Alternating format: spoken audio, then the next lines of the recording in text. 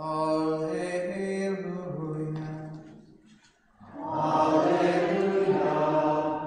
Alleluia. Alleluia. The Lord be with you. A reading from the Holy Gospel according to John.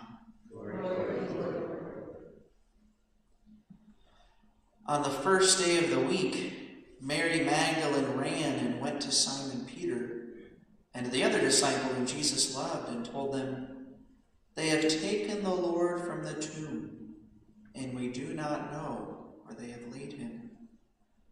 So Peter and the other disciple went out and came to the tomb. They both ran, but the other disciple ran faster than Peter and arrived at the tomb first.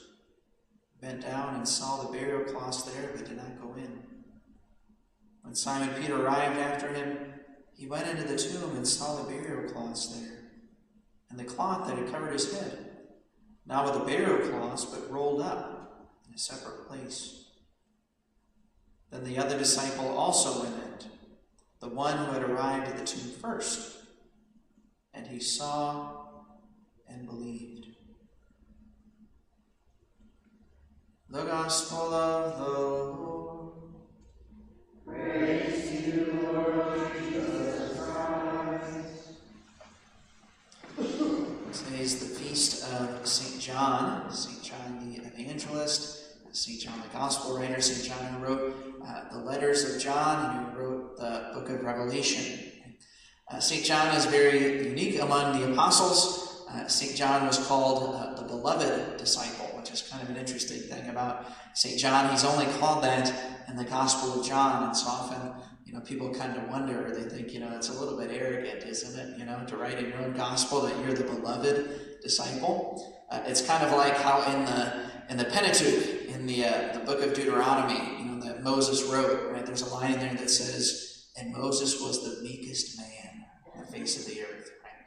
So people often wonder about that with St. John. There's actually some recent scholarship that has proposed that actually the reason why he calls himself that is because he sees himself as similar to how Benjamin was in the Old Testament. Remember, Benjamin, the younger brother of Joseph. Many people don't realize, but Joseph and Benjamin's mother, she died right after giving birth to Benjamin. And so he was kind of the son of sorrow. And so some people have argued that when Christ was on the cross and he entrusted Mary in the midst of her sorrow of seeing her son die, that John was kind of making a connection there because Benjamin was called the beloved in the Old Testament. There's many interesting things about St. John. His gospel is the most unique of all the gospels. Many people believe that he wrote his gospel after all the others, and so he was basically filling in gaps that had not been mentioned in the other gospels. He's also the person who had the vision of the apocalypse, the book of Revelation. St. John, another thing that's very interesting about him is that he was the youngest of the disciples and the youngest of the apostles, and he actually ended up living longer than any of the other apostles. So imagine what it would have been like to be, following Jesus around as, maybe 18, 19 years old, and then he was around for another 70 years. And so he saw not only the death of the Lord, but then he also saw the spreading of the gospel. He saw Mary's Assumption. He saw the death of all the other apostles. And after many years, he was the only one left. Imagine what that would have been like, to be the only living apostle and have all those years and memories.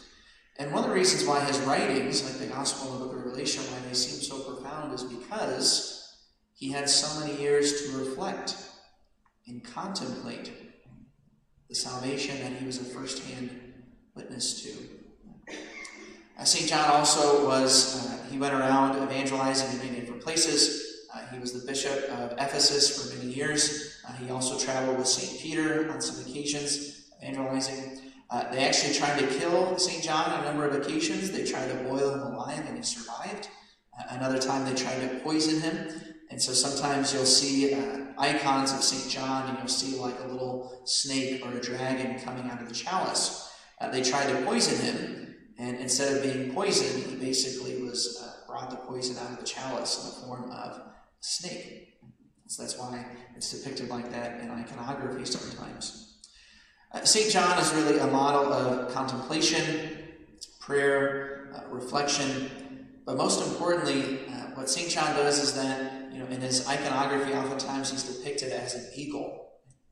And he's depicted that way because in the other Gospels, right, they recount the stories of Jesus, but John has this way of going deeper to what was the underlying meaning of the things that happened.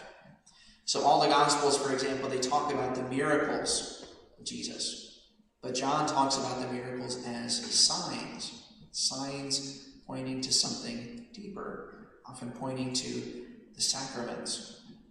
When John had his vision of the book of Revelation, he was on the island of Patmos, but he had this whole vision of heaven.